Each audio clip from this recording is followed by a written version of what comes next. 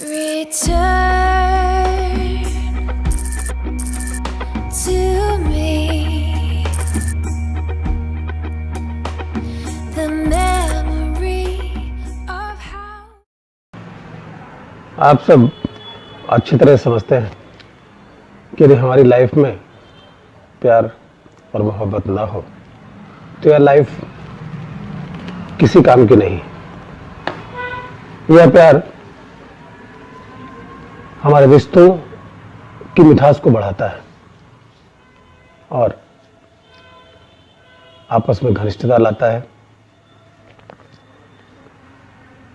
यह प्यार हमारे कई रिश्तों में अलग अलग तरीके से देखने को मिलता है। कहीं कहीं पे प्यार को शो करना भी जरूरी होता है। प्यार की एक खुशबू होती है, एक महक होती है। प्यार की आंखों में एक चमक होती है जो अपने दूसरे साथी की आंखों में देखी जा सकती है, उसके हाव भाव से महसूस की जा सकती है। इसी प्यार के नाम पर शहीद होने वाले बहुत सारे लोग हमारे इतिहास के पन्नों में मौजूद है। हीर राजा, शेर फरहाद, रोमियो जूलियट, लैला मजनू आदि और बहुत सारे किस्से मौजूद हैं जो हम किताबों में पढ़ते हैं। कुछ लोगों ने इन पे फिल्में भी बनाई हैं जिन्हें हम देखते हैं और बहुत अच्छा फील करते हैं। ये सब हमें ये दर्शाता है कि हमें हमारी लाइफ में प्यार की कितनी ज़रूरत है, प्यार की क्या अहमियत है। प्यार नहीं तो हमारी लाइफ में कुछ भी संभव नहीं है। एक प्यार ही होता है जिसके लिए हम अपनी सारी जिंदगी दे सकते हैं, कुर्बान कर सकते हैं। वो खुश है तो उसकी खुशी देख करके हम खुश हो जाते हैं। यही प्यार की सच्ची सहानुभूति, सच्ची अनुभूति होती है। इसीलिए कहा जाता है कि प्यार समझना चाहिए, प्यार समझ में आना चाहिए। किशोरों में यानी किशोर अवस्था में यह प्यार या प्यार का जो एहसास है, प्यार की जो उड़ान है, वो बहुत ज्यादा दिखता है। और जैसे ही नया साल आता है तो हम लोग 14 फरवरी का इंतजार करते हैं। 14 फरवरी में बाकायदा एक हफ्ते प्यार के नाम निकाला गया है। हालांकि ये कहने की बात है, प्यार तो हमेशा ही रहता है हम सबके बीच में, लेकिन एक शो होने की जो परंपरा है वह वैलेंटाइन डे पर देखने को मिलती है। आज इसी पर आधारित एक वीडियो मैं आप सबके सामने लाया हूं जो कि पूरी तरह से प्यार मोहब्बत पर बेस्ड है। वैलेंटाइन डे पर स्पेशल फरमाइश पर लोगों को यह मैं बताने जा रहा हूं। साथ ही यह भी बताऊंगा कि प्यार मोहब्बत के साथ होम्योपैथी का क्या संबंध है। तो आइए चलते हैं वैलेंटाइन डे। वैलेंटाइन डे जिसे सेंट वैलेंटाइन डे या सेंट वैलेंटाइन का पर्व भी कहा जाता है, यह हर साल 14 फरवरी को मनाया जाता है। वैलेंटाइन डे की उत्पत्ति स्पष्ट नहीं है, लेकिन कई स्रोतों का मानना है कि यह एक रोमन पुजारी सेंट वैलेंटाइन की कहानी से उपजा है, जो वर्ष 270 सीई में 14 फरवरी को शहीद हो गए थे। वह प्रेमियों के संरक्षक संत कैसे बने, यह एक रहस्य है। बाद की लोक परंपराओं के माध्यम से दुनिया के कई क्षेत्रों में प्रेम और रोमांस का एक महत्वपूर्ण उत्सव बन गया है। वैलेंटाइन डे से पहले का पूरा हफ्ता प्यार के उत्सव के लिए समर्पित होता है, जिसकी परिणति प्रेम के उत्सव के लिए सबसे बड़े दिन वैलेंटाइन डे यानी 14 फरवरी को वैलेंटाइन डे के रूप में होती है। पहला दिन होता है रोज डे, जो कि मंडे 7 फरवरी को होगा। रोज डे में जो प्यार करते हैं वे आपस में एक दूसरे को रोज यानी गुलाब का फूल प्यार से भेंट करते हैं। इसके बाद अगला दिन आता है प्रपोज डे। इस दिन वो अपने प्रेमी को प्रपोज करता है और इजहार करता है और उसे बताता है कि मैं तुम्हें प्यार करता हूं, कितना प्यार करता हूं। इसके बाद तीसरे दिन चॉकलेट डे के रूप में मनाया जाता है। प्रेमी एक दूसरे को चॉकलेट गिफ्ट देते हैं, जिससे उनकी लाइफ टाइम मिठास बरकरार रहे। उसके अगले दिन आता है टेडी डे। उस दिन एक दूसरे को टेडी गिफ्ट करते हैं। अगले दिन यानी 5वें दिन आता है प्रॉमिस डे। प्रेमी दोनों आपस में एक दूसरे से प्रॉमिस करते हैं, कसमें खाते हैं, साथ में जीने मरने की, साथ हमेशा एक दूसरे का साथ देने की, कभी एक दूसरे को न छोड़ने की प्रॉमिस करते हैं।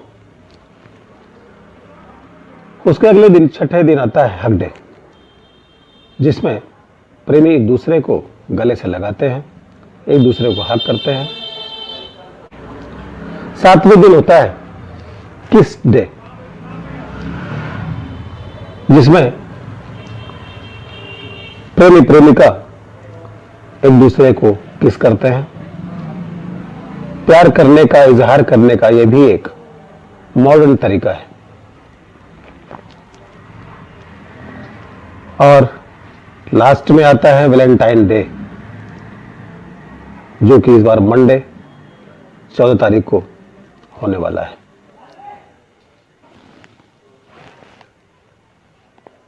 वैलेंटाइन डे के दिन लोग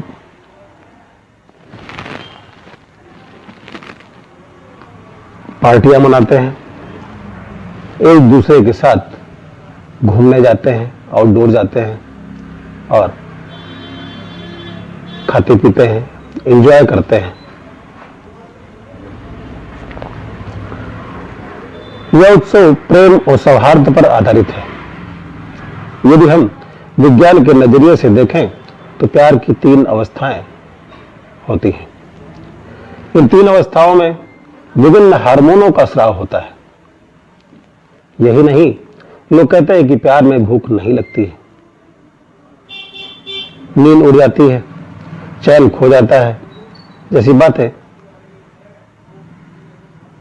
विज्ञान भी एक हद तक स्वीकारता है।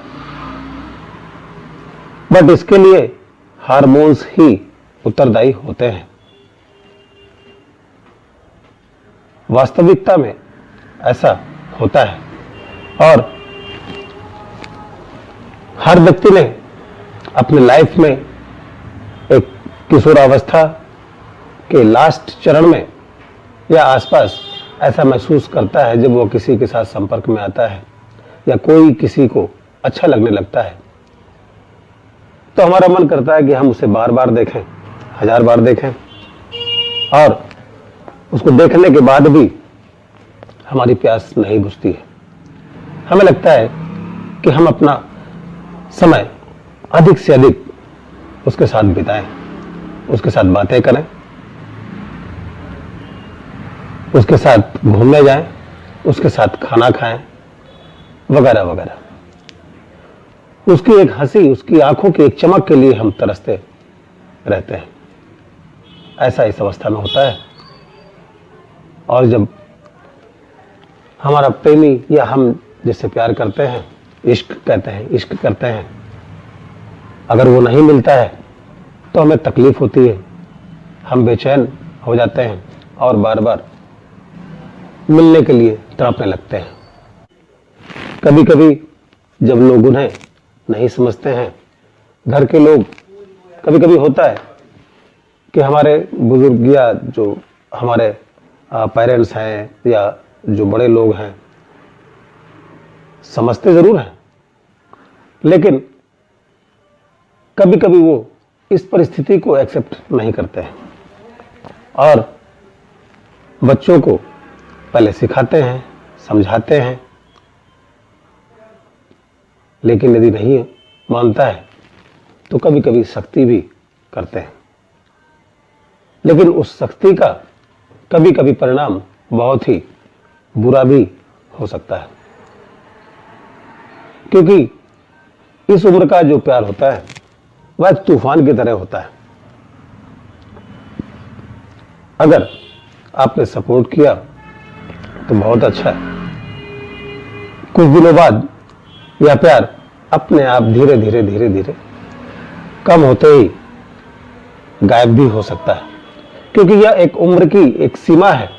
उस स्थिति में हमें अक्सर ऐसा फील होता है, या यूं कहें कि हर आदमी की लाइफ में एक पड़ाव ऐसा आता है जब उसे कोई अच्छा लगने लगता है, और उस स्थिति या उसको पाने के लिए वह किसी भी हद तक जा सकता है, घर से बगावत कर सकता है, वह रिस्पेक्ट भूल सकता है यदि उन लोगों ने सपोर्ट नहीं किया।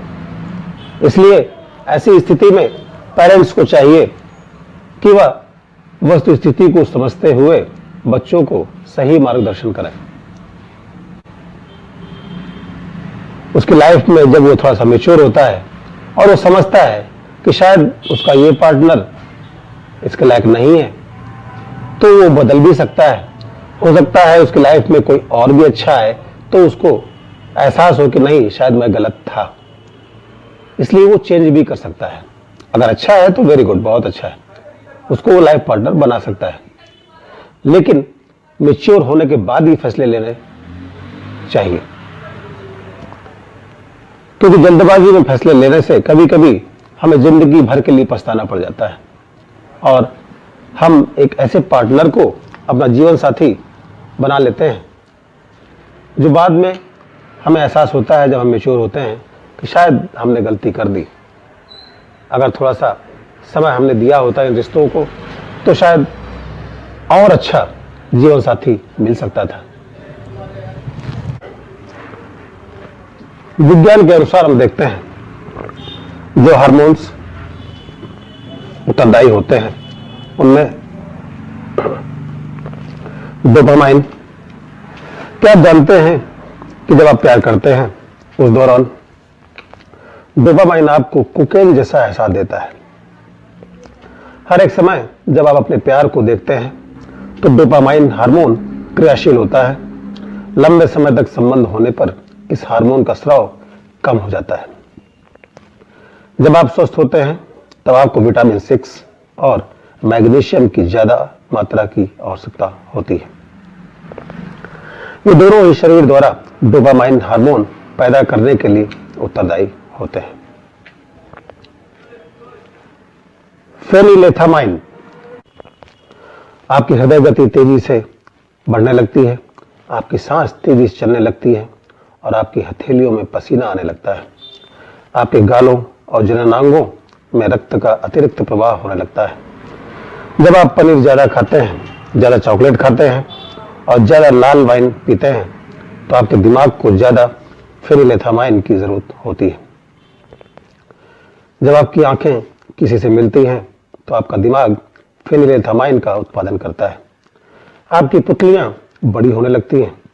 वहीं दूसरी तरफ जब आपको जिंदगी में डर लगता है तो भी इस हार्मोन का स्राव होता है।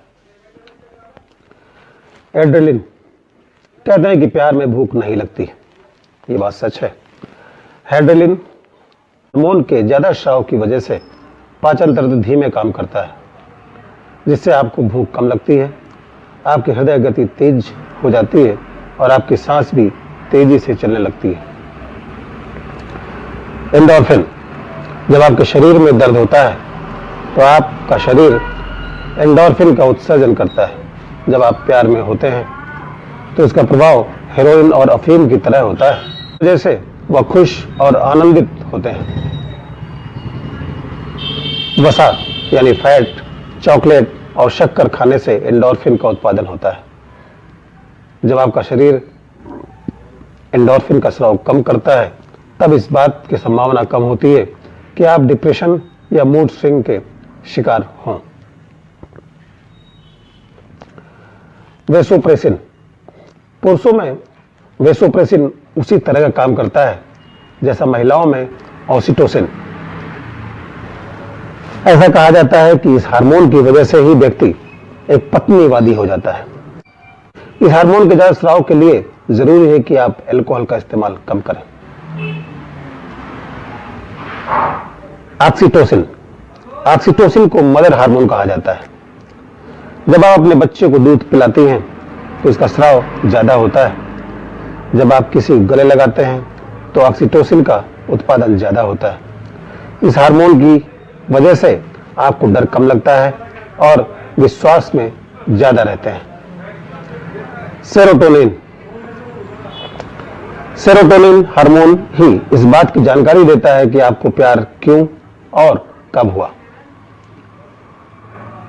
अब आप अच्छी तरह से समझ चुके होंगे कि प्यार और प्यार की अनुभूति के लिए हार्मोन्स कितने महत्वपूर्ण रोल निभाते हैं। इसलिए आप हमेशा ध्यान रखें कि आपके शरीर में हार्मोन्स का लेवल संतुलित रहे। हार्मोन्स के संतुलन के लिए आप अपनी रोजमर्रा की लाइफ स्टाइल को स्वस्थ रखें। प्रतिदिन व्यायाम, योग करें। अपने आहार को विटामिन, मिनरल्स, प्रोटीन की मदद से संतुलित बनाएं। किसी भी तरीके के एडिक्शन से दूर रहें। कोशिश करें कि परिवार का माहौल स्वस्थ रहे। टीवी, मोबाइल का इस्तेमाल एक गैजेट के रूप में अपनी सुविधा के अनुसार कम से कम करें, अन्यथा ये गैजेट्स आपके प्यार की लाइफ को बिगाड़ भी सकते हैं। ज्यादातर समय परिवार में एक दूसरे से वार्तालाप करें, एक दूसरे को समझें और उनकी तकलीफों को दूर करने का प्रयास करें। किसी से कुछ गलती हो जाए तो उसे माफ करने की प्रवृत्ति को अपनाएं। झगड़े और गुस्से को कतई पनपने न दें। जब वातावरण स्वस्थ होगा, खान पान स्वस्थ होगा, घर का माहौल स्वस्थ होगा तो निश्चय ही हमारे शरीर में हार्मोन्स का संतुलन भी स्वस्थ ही होगा, जिसके फलस्वरूप हमारी लव लाइफ भी पूर्ण स्वस्थ होगी। यदि फिर भी किसी तरह का हार्मोनल डिसबैलेंस होता है और आप में किसी तरह की अनियमितता परिलक्षित होती है या महसूस होती है तो उसके लिए आप किसी भी होम्योपैथ डॉक्टर से सलाह ले सकते हैं। होम्योपैथी में पुरुष एवं महिला दोनों के लिए प्राकृतिक औषधियां उपलब्ध हैं। जैसे महिलाओं के लिए हैं pulsatilla, sepia, ignatia, conium, lachesis, और पुरुषों के लिए है caladium, agnus castus, lycopodium, nuphar luteum, damiana इत्यादि। ये तो हुई खास औषधियां। इनके अतिरिक्त भी कई सारी औषधियां जिन्हें हम डॉक्टर की सलाह से लक्षणों के आधार पर इस्तेमाल कर सकते हैं। यह एक अच्छी बात है कि सारी जिंदगी हम लोग काम करते रहते हैं, लेकिन प्यार जो हमारी लाइफ में सबसे महत्वपूर्ण होता है उसके लिए भी कम से कम एक दिन देना बहुत जरूरी है। इसलिए हम सबको इसे अच्छी तरह से मनाना चाहिए, एक दूसरे के साथ समय बिताना चाहिए। धन्यवाद।